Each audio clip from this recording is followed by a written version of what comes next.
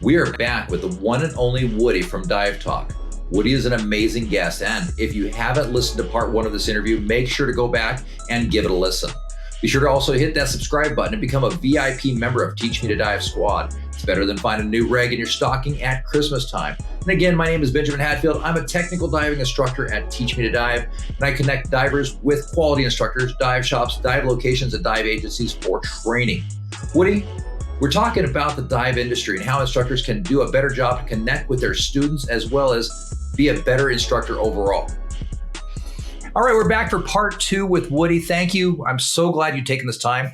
In our last segment, we were talking about how you teach in the FAST method, and that was absolutely amazing. I want to definitely get into more of that and understand your approach. So, Woody, can you tell us a little bit more about your approach to dive education and what sets you apart from traditional methods? I think what's setting it apart, and more agencies are actually embracing it, is that instructors, for some reason, slowly over the years have started to think that in order to teach, they need to be the star. They need to be the center of attention. Even safety, they need to have students planted on the ground and focused in front of them like in a perfect line and so forth. And what I'm trying to show is that in the right environment, certainly in the confined water pool environment, leave them alone, man. Like, do less, facilitate learning.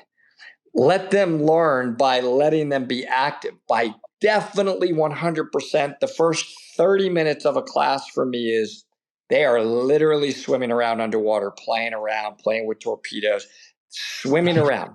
And if you do that, and the proof of it is we actually, I don't know if you remember, but if you bring people into a Discover Scuba or a Try Scuba, there really are no skill requirements under most agencies. Mm-hmm. And if you notice, those people that signed up for a Try Scuba for an hour in the pool, you just left them alone for an hour and they're all swimming around neutral and in trim because it's natural. We screw them up as instructors. We pressure them. We stress them. We plant them on the ground. Leave them alone. Once they feel swimming around neutral, they don't know anything else. Anyway, it really, really helps to do that, do less as instructors. And maybe this, maybe one time, you'll try this FAST method that I was just talking about. And yeah, I mean, it's awesome to watch. It really is. Other instructors have watched it with me and they're like, I can't believe it. I couldn't get my students neutral till dive like 4 or 5. I'm like, yeah, you thought that having control and safety and direct supervision meant planting somebody on the ground? It doesn't say that. I never read that in any standards. That's nothing to do with why is anybody on their knees learning ever from the second they get in the water in a pool. We're scuba diving. The whole reason we love it is we're in a weightless, natural environment. And it's the moment in life where you really get to be cognizant of your breathing. People are addicted to yoga on land. We are the yoga meisters, aren't we? Breathing is everything. We can't talk. We're only cognizant of our breathing and how it affects us in the water column. So why would we ever want to take that away? That's what we're ultimately trying to get everybody to experience, that freedom of weightlessness in the water. So the second they get in the water, leave them alone so they can feel that. And then the rest of your class is super easy after that. That is for sure. I fully believe that people will learn better through actual effort and trying it on their own. I think that's amazing. So how are you think you're working to change dive education? And what else do you think needs to be improved within the industry to get us to where you're seeing this new dynamic? This one, it gets a little bit heated at times. And I just,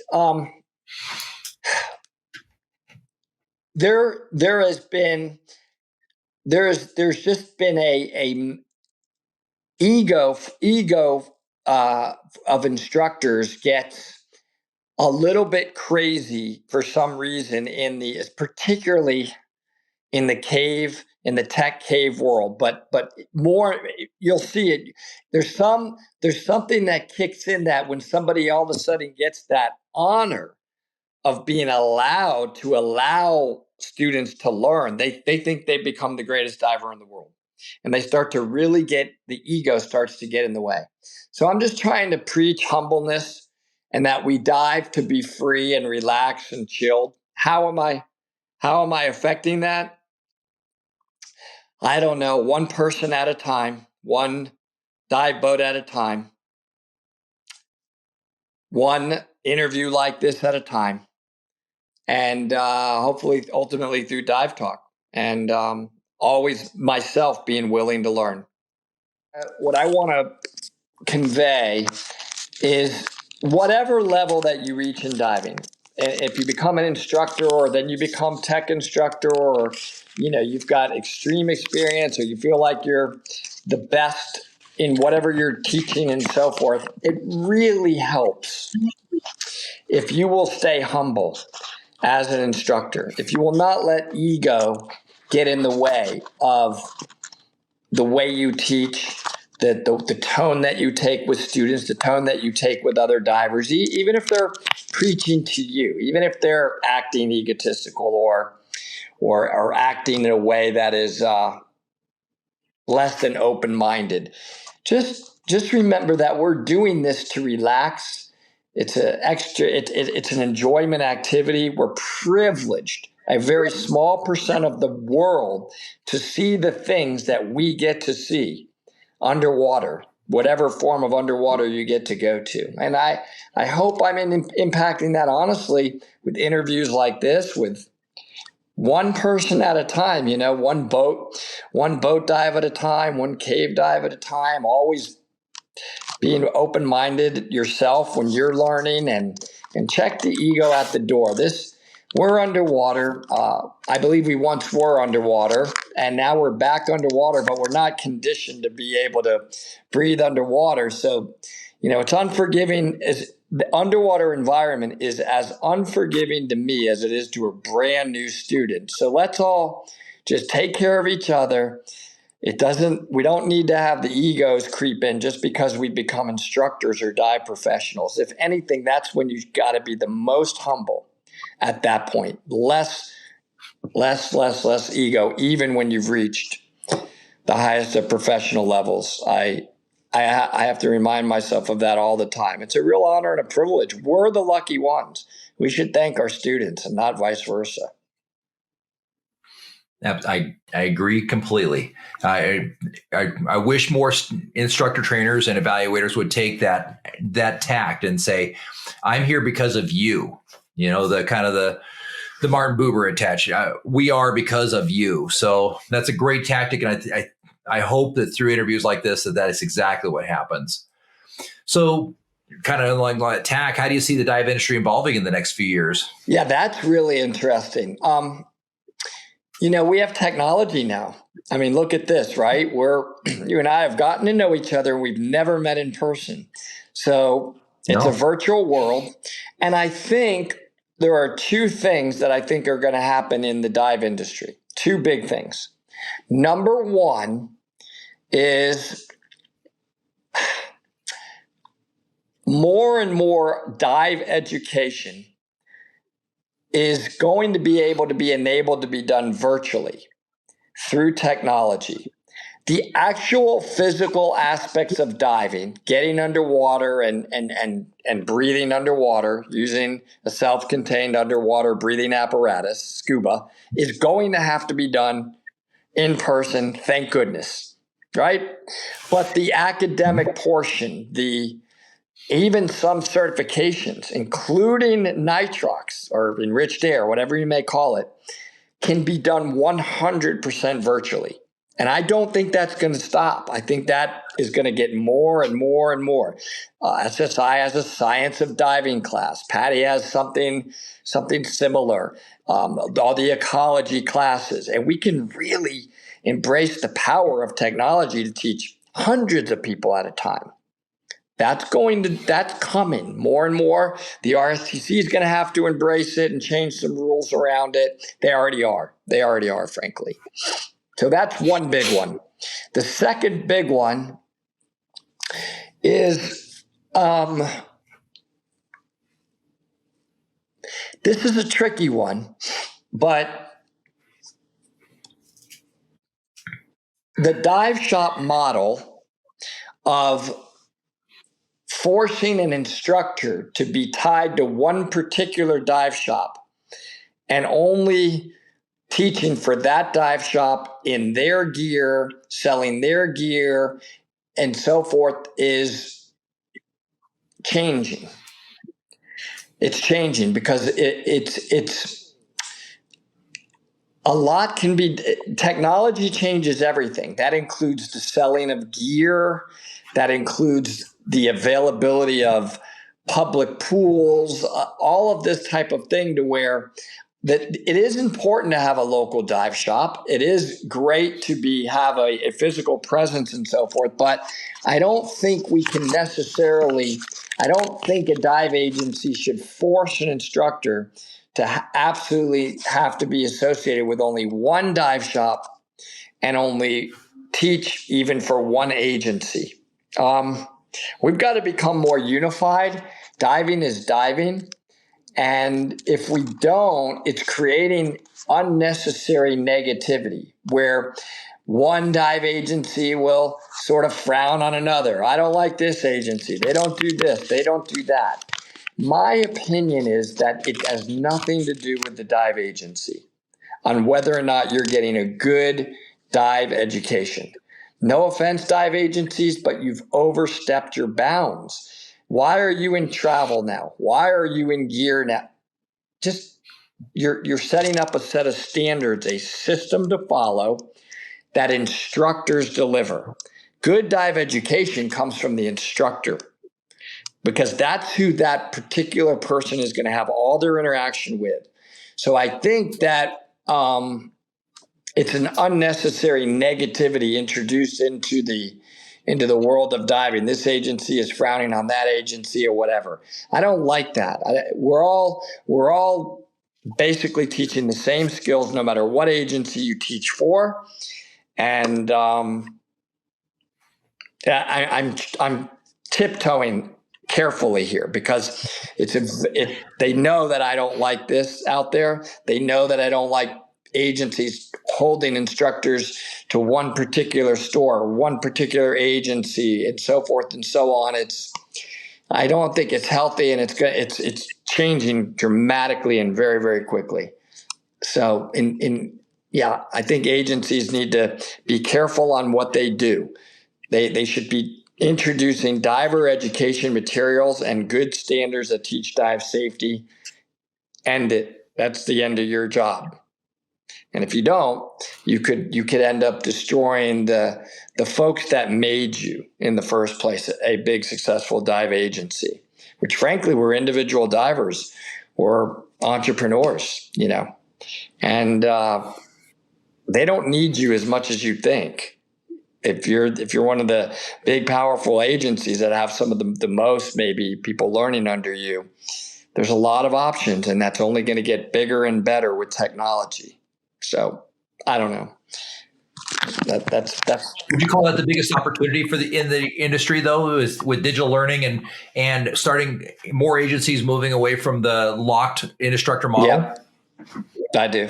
Absolutely. I think that's an interesting opportunity, and it creates suddenly a symbiosis as well, where, because if you're with certain agencies that we know that if you want to teach, you have to be locked into this dive shop, and the dive shop has you certainly handcuffed, if you will, to them. And if something happens and goes awry, then all of a sudden you're not an instructor anymore. You don't get to do what you love doing. Yeah. And so it's got to be a symbiotic relationship. We have to be friends. We have to be coworkers. We have to agree, and we have to work through any disagreements we have, so that you want to teach for me and I want you to teach for us. Yeah, and just like everything else is reviewed and everything else out there these days can be analyzed and thought about online, we can have platforms that are online that show instructor, let everybody else review that instructor or rate that instructor, or even show learn about that instructor through digital interviews or through some little bit of YouTube blurbs about that instructor. More and more embrace the power of the technology to create freedom for divers and freedom for instructors, where it's a natural environment that's sort of dictating who is, if you will, the best instructor for you in a particular area, but not so much controlled totally by the dive agency and the particular dive shop. I'm telling you, that's coming for sure, more and more. And there are some agencies that are embracing that in a very big way already. I'm wearing a hat. I'll just say this agency is very open-minded about that. And there's some other ones as well. But, I really believe in that. It's going to be better in the long run. It's going to improve for everybody, because everybody will get exposure to more different ways of teaching and different philosophies and so forth, and not just necessarily believe my way is the best way. I agree with that. And I know for me, at least, I've started videoing all my classes, uploading them to YouTube, and then sending the link over to my students as well as potential students. It has changed how I teach a lot. I found that I'm more concise. I'm more open, and how I work with my students has changed by being forced just to watch my own videos of how I'm teaching, and the cognizance of that I'm being recorded. I always felt it was a weakness that you can't record students while you're teaching them. I always felt that was a lawyer thing that just had no business in what we're doing. Let's record everything. Let's look what we're doing. Is there a way I can improve? Because I know I'm not the greatest instructor out there. You and I both know that the king of that is Ed.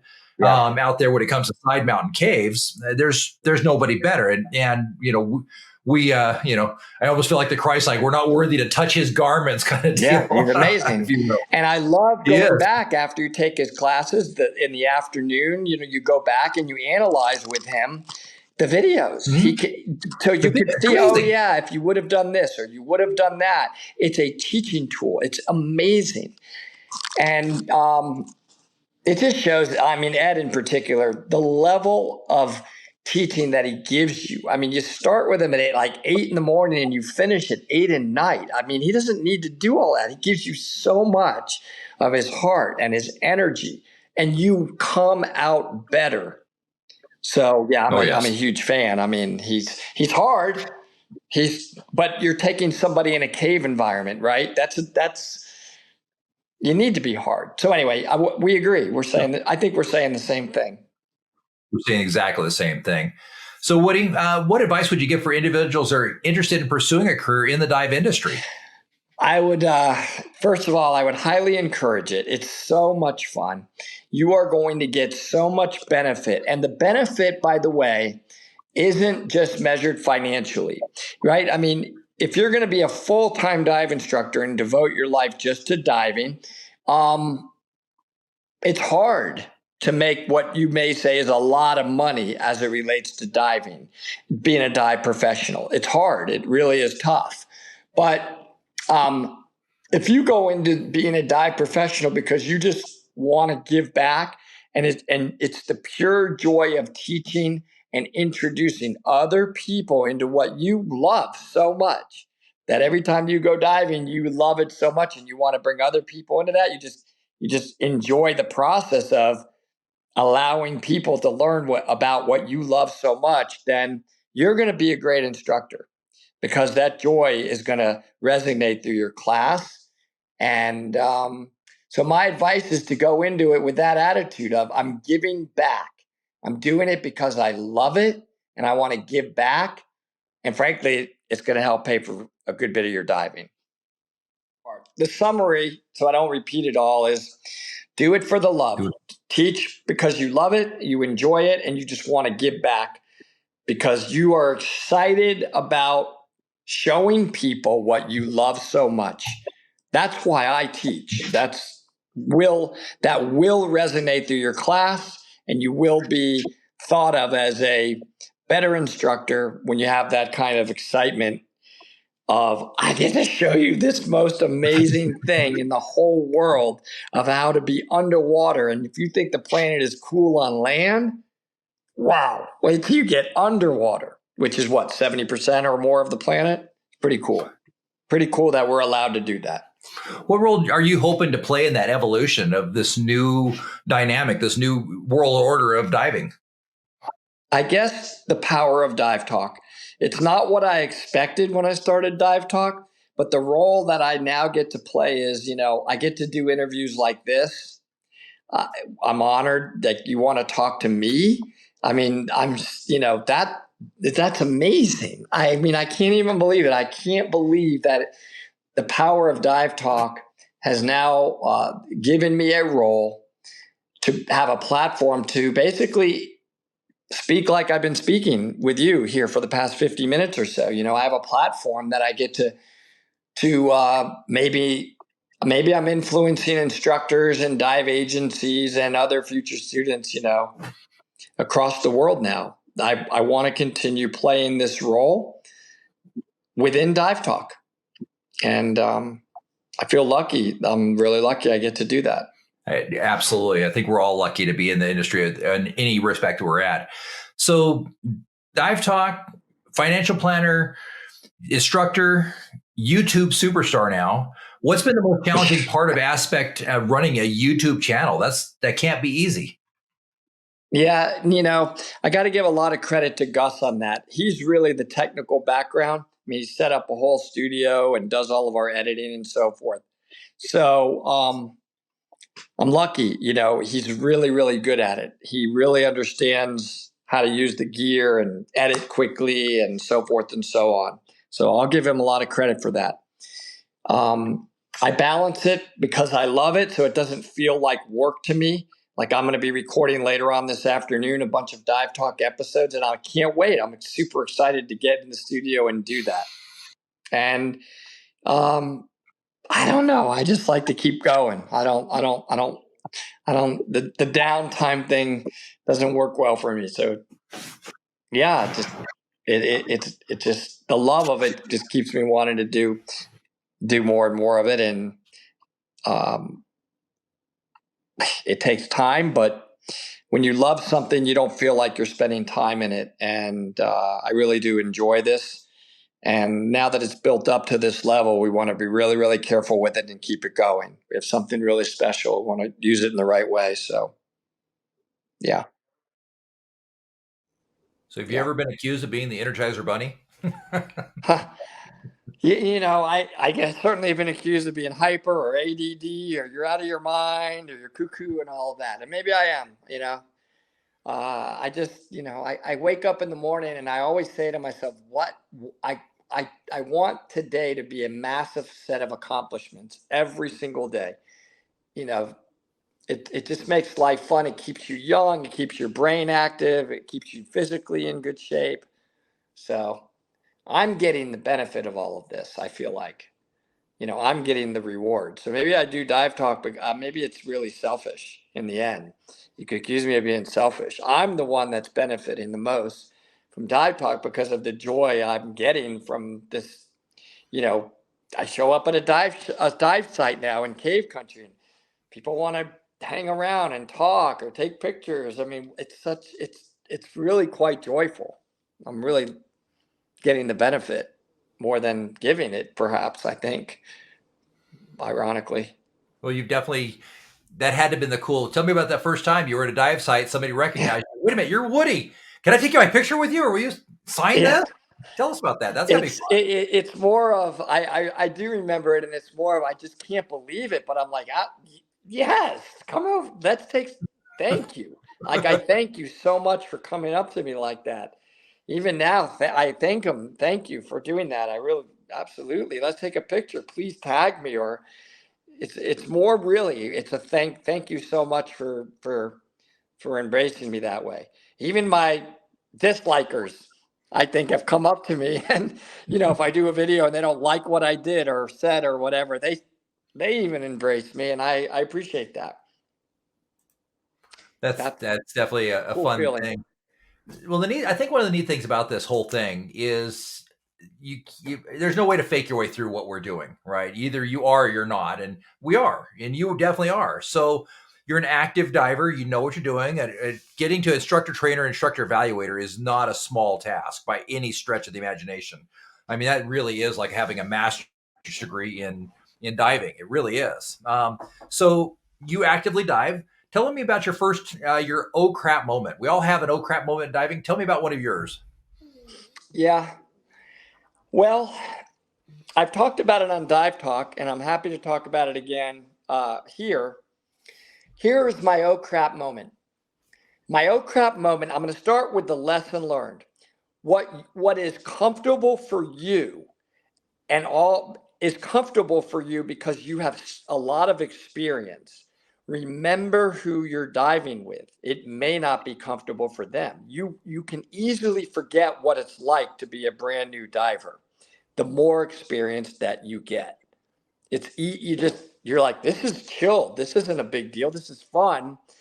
But remember, they're not where you are, instructors or advanced divers. So my oh crap moment, I'm I'm leading a husband and wife team, simple boat dive, but near when we get to the shore, there's kind of this cool swell that kind of swell sort of swashes you into a little bit of an overhang environment. It's not a cave, just a little bit of an overhang environment, and then swells you back out. So it's like, yeehaw, right? You're Mhm. swelling in and swelling out. Now, I remember the wife was like, yeah, no, I've recently my knee has been bothering me a little bit, and I think it's a blast. So I'm like, I'm just gonna kind of go right to the edge of this. So I would swell in with them, like Mhm. high fiving, swell out, swell back in. I'm like, oh, she's not with us. Swell back out. Oh no, where is she? Swell in, swell out, come up, and she's gone. That was a stupid move on my part. What was fun for me isn't necessarily fun for a brand new diver. Totally turns out she was fine. She just went to the surface. But the dive master or charter leader on the boat's like, hey Woody, it's okay. He's yelling out, I have the person you were leading. She's on the boat. I jumped out and got her. And I'm like, oh man, that was an oh bleep moment, right? Because what I thought was fun was a little bit too advanced for somebody that's relatively new diver. So as conservative as you think you are being with brand new divers that are under your watch, as you have a big responsibility because they don't know what they don't know. They have no idea what would be considered fun versus a little bit advanced versus not advanced. But you do, or you should, because you have experience. But it's a balance in your mind. As the more experience you get, things are going to feel super chilled, like current. Current for people that have tons of experience in current, it really has to be ripping current now. But a little bit of current for somebody that's just coming out of a pool is, oh my God, this is a lot of current, right? Because they've never been in current. That's the lesson I learned, and that was my oh bleep moment. And I learned. I made a mistake, and I learned not to do that. It's interesting. I tend to agree. I've certainly had some challenging situations on dives, gotten tangled up a few times and whatnot. But my real oh crap moments usually involve when I've had the trust of somebody else's life in my hands. That's when the real oh Yeah, crap moment for me happens. With that, you have that new student that's at 30 feet with you, and they go into equipment rejection.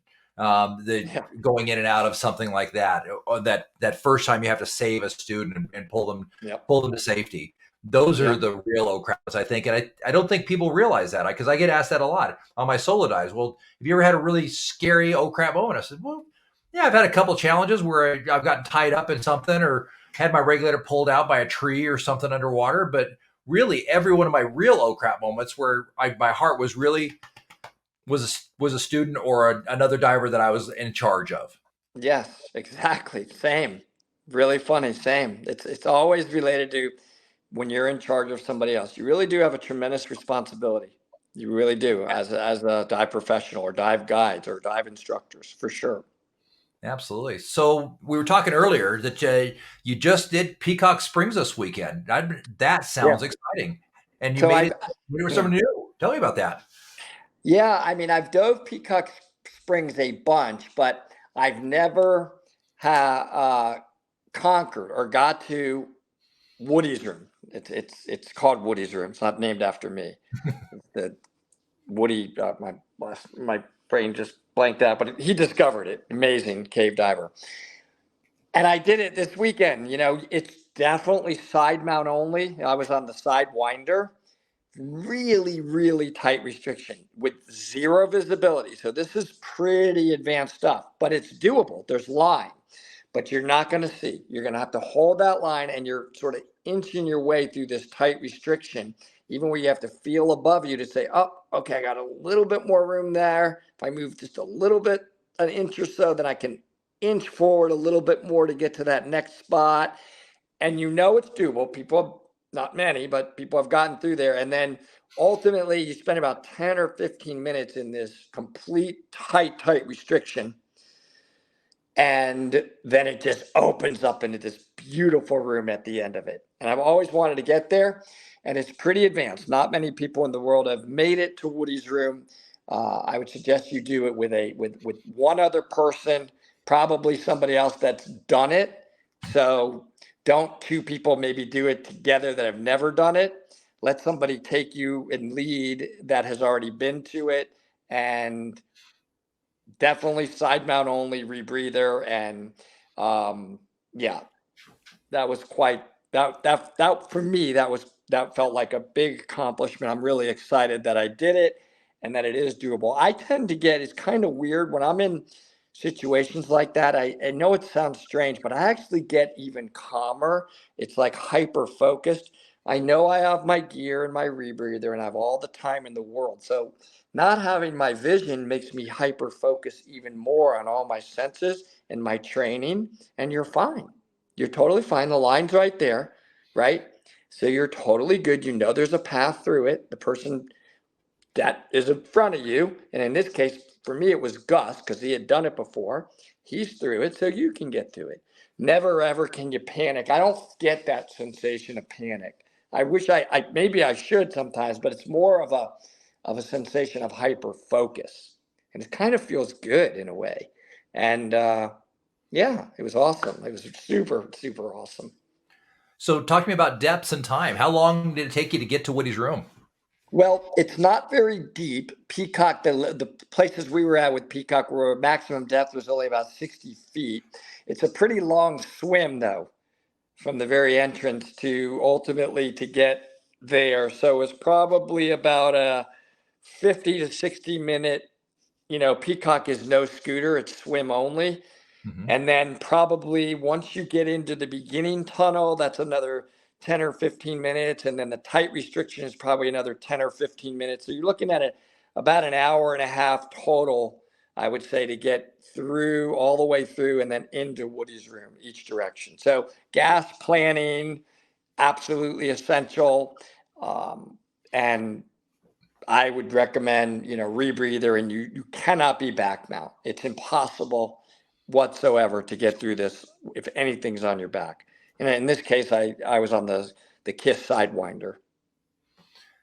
That's amazing. That sounds like an amazing amount of fun. And I get there's certainly two sides of the line on that. I haven't heard anybody says that sounds okay. I might think about trying that. It's either I am really want to do it or I no Yeah. thank you. Yeah, it is true. Even very experienced cave instructors, some of them are just like, that's not my thing.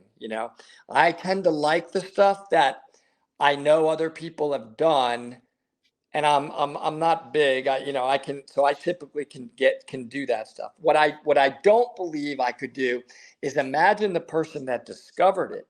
Now that's a whole nother level because Oh, absolutely. you're going through there, and then now you're wedged, right? You're going to hit moments in there where you're like, crap, I don't know. Do I go left? Do I go right? There's no line in front of you at that point. You are setting the line. So now that takes kahunas because who knows what the next half a foot in front of you could do, and to be willing to keep going, to think maybe there's a way, maybe there's something. That's those guys. That's just unbelievable to have that. That's cave. That's cave exploration on steroids. That's what I kept thinking about. Imagine the first person. Crazy. Oh, absolutely. And I watched that video they did in New Zealand that you guys did on Dive Talk, and Yeah. 804 feet into a cave that you have to have helicopters.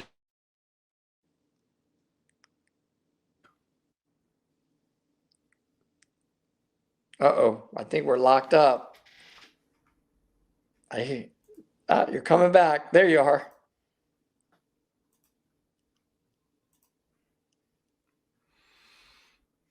And I lost you for a second there, so it was your turn.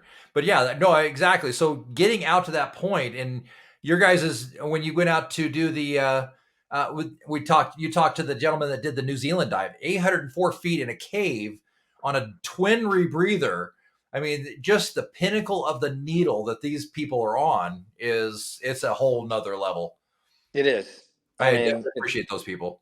It is. I mean, cave exploration is another level. I've gotten the opportunity to do some cave exploration with Mike Young in Mexico, and it's definitely something that is very addictive. You're like, what's beyond this? What's around that corner? Like, you want to keep going, and you got to be careful because you can go, you can get, you're like, I don't want to stop. I don't want to stop the line here. There's more. I know it keeps going. You got to remember your time and your gas planning and where you are. Mm-hmm. But it's totally different because you have no idea. Should I go straight? Should I go left? Should I go right? Should I go up? Does it drop down to another level? It's unbelievable. It is the next level. So I'm not a cave explorer. I've been honored to do cave exploration with a great cave explorer, but I certainly would not be able to do something like that on my own. No way. So that's amazing. So I definitely appreciate that, and I appreciate how far along you are in your dive career, and the fact that now you're willing to talk about it and be open about it, and be so humble about it. So I definitely appreciate that. So, Woody, can you share any exciting projects that you have plans you have coming up in the works for your Dive Talk network? Yeah. Two things. We're going to do more cave exploration. So we're getting ready to have a big project that people are going to just love seeing soon. I'll just leave it at that. And now we're building the Dive Talk Mega Scuba Van. This thing is a Mercedes Sprinter with dually diesel. This thing is going to be all wrapped, and it's going to be a on wheels, full blown tech dive shop. I mean, the thing will literally have all our gear and gas. People are really going to want to see that. And anybody that comes up to us, it needs a free fill of any kind whatsoever, we're going to have all that availability. We'll just give it away for free. I mean, wherever we're at. And I'm really excited to watch that project grow. That'll be a lot of good quality content as well. Just the building of the slow progress of the new Dive Talk Scuba Van. That's kind of fun. That will be exciting. I can hardly wait, and I'm looking forward to the opportunity to get to dive with you as well. And so, Me too. I put out that invitation for you to come out to Yellowstone and dive with us out in Yellowstone anytime. Let us know. Cool. You were welcome to, and we'll even take care of your gas for you and lead. So you just show up with your dive gear, and we've got the gas in the tank. So Awesome. Thank you that so is much. always there. Well, Thank you. Woody, I've got a little surprise. One of our network was super excited, and when he found out that I had you on the show today, he was like, "Can I come? Can I?" And I asked him, "You want to come on the show?" He says, "Yes, I want to come on the show." And I thought about it. I'm like, Woody's such an awesome guy. I bet you Woody'd be open to it. So I've got Dave Benign. He's part of our network and moving that way up the tech. So he had a few questions for you. This is Dave. Hey, Dave. Hi. Hey, Woody. How you doing? Good. Wow. First of all, thank you for, even wanting to talk to me and so forth. I was just telling Ben, I'm so grateful And I take it pretty serious that people even want to, talk to me or meet me and whatnot. So first of all, thank you for wanting to talk to me. I feel lucky to be a part of all of this. Any news, any more inside detail on the Sidewinder 2 that's coming out, Super Winder? Yeah. First of all, I'm going to do another video because I now dive the Sidewinder on the X Deep Stealth 2 harness, just because it fits me a little bit better, but it's completely different rigging. And that's the beauty of the Sidewinder, right? It's really, it can be on various different harnesses. We're not all built the same. So that's kind of cool. I have been privy to a lot with the new Sidewinder 2. I'm friends with Patrick Widman, and he's one of the developers of it, and it's ingenious. It's going through the process, as I'm sure you know, of getting its CE so it can be sold worldwide. Awesome. And some of the features of the basic premise, first of all, is exactly the same. It's going to be a side-mounted rebreather, but they have really done some enormous changes, and I haven't dove it, but supposedly that enhanced the work of breathing significantly so far based on the numbers. They've done some flood control. In other words, it's got water traps in different places that makes it much more unlikely that you could flood the unit, which is really, really cool. It has there's been some previous complaints about the automatic diluent valve, the ADV, on the Sidewinders, on the KISS units, sort of sometimes not being as reliable as we would always have liked. So some differences on where it is and how it acts. Way better enhanced cells, even to the point where you could get the unit wet and the cells keep working. Perfect. It has I'm trying to remember all the features. It had the shape of the canisters are completely different. They're square, which is part of the airflow movement is supposedly much better in that. So it's going to be cool, but I don't know yet if it's ready for. I know for a fact it's not ready for mass production and so forth. It's still in the testing mode, but in the end, it's still the Sidewinder. It's still a mechanical rebreather. They're not going electronic. KISS very much believes, I very much believe, doesn't mean, again, that this is the only way or the right way, that mechanical rather than electronical rebreathers is the way to go, meaning that it has a constant mass flow, where the oxygen is trickling in at a particular rate, and you are basically able to control your own partial pressure of your oxygen. So maybe creates a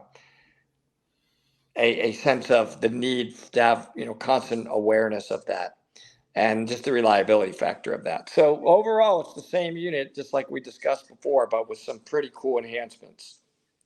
I don't know when it's going to be ready. I've heard anywhere from like 6 months to a year.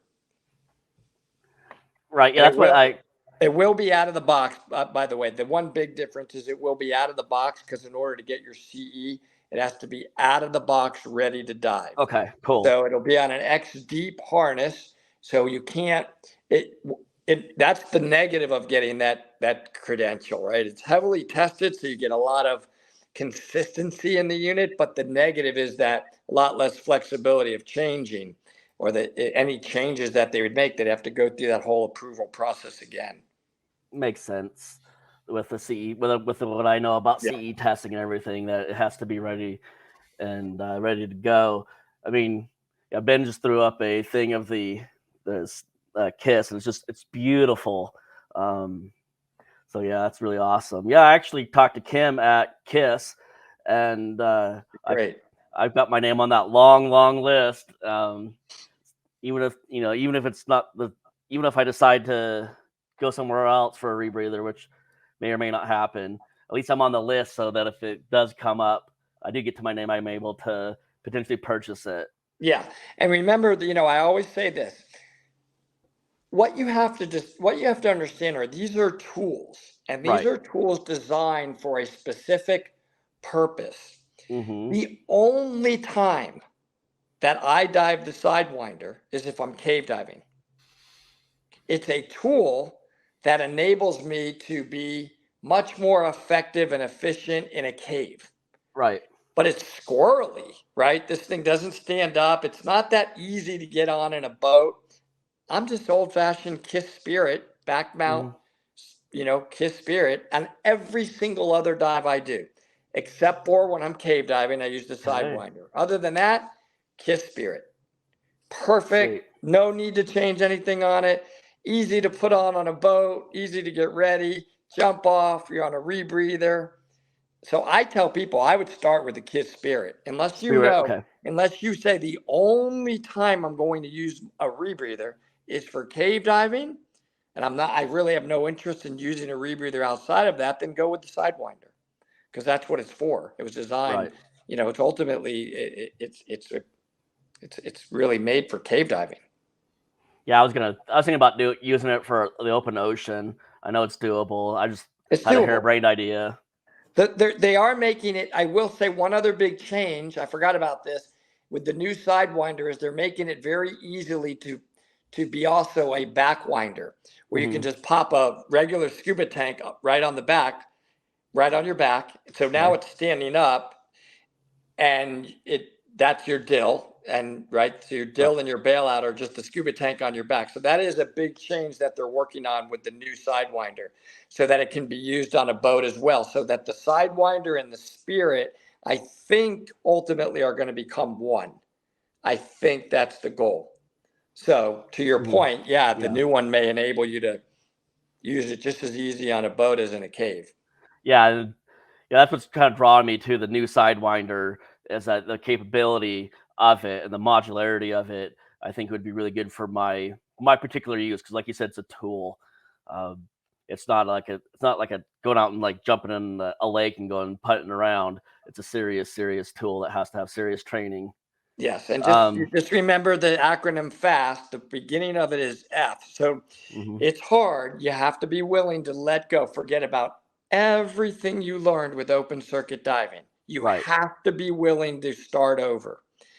When you first get on a rebreather, many of my students, I tell them it's a U.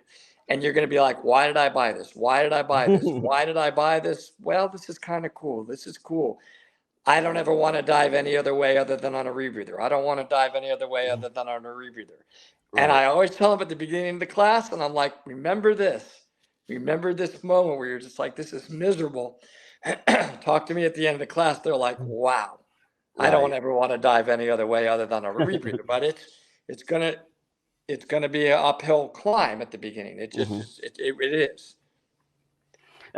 I got one last question on my list, because you and I could talk forever. But one last question is, if someone wanted, are you still teaching? And if someone wanted to learn rebreather from you, how would they go about doing that? I have been, I am still technically teaching. I am. Okay. But lately I've been so busy with my own projects that I've sort of stepped back from teaching. But ultimately, what we're going to do is build a platform, and I'll be announcing classes through Dive Talk. Sweet. And that probably will be again later this year. And I probably will stay pretty focused on just teaching rebreather diving for a while. Right. I mean, it really is my love. I'm not shy to say I love KISS. I love their philosophy. I love the divers in the KISS world. So thank you for asking me that. And I will be getting back to announcing some classes hopefully later on this year. That's awesome. Yeah, I guess I could talk to you forever. But yeah, that was really about my last question was that. So I'll let Benjamin take it out from here. And thanks for your time, Woody. Thanks, Dave. Good seeing you again. Good seeing you too. Thanks for coming in. Well, Woody, thank you for taking the time with one of your network as well. I appreciate that. I'm just going to add one more thing that I think is important. It just take me a second to get there, and make sure that we remind everybody that's watching, you happen to have this little channel that we've been kind of chatting a little bit about. I apologize, 247,000 fans. I think I said 246, so you've grown since when we talked this morning. But 247,000 fans on Dive Talk. It's on YouTube. Go to www.divetalk.com or go into YouTube. The big things are, make sure to, if you're watching this, to go to Dive Talk and hit subscribe and join the cult of personality of, and there's just so many amazing fun videos. So I want to make sure we plug that in and get people over to that, because you've got this a wonderful channel. We appreciate it. I've enjoyed watching it. It's something that I watch regularly. So there we go. I want to make sure we put that on and plug that for you. Thank you so much. Get that over to you. So Woody, thank you for your time. It's been amazing. I appreciate it. If there's anything you need from us, we're always here for you. Thank you so much. It's been a blast. Great questions. Really had me thinking, and I can't wait to dive with you.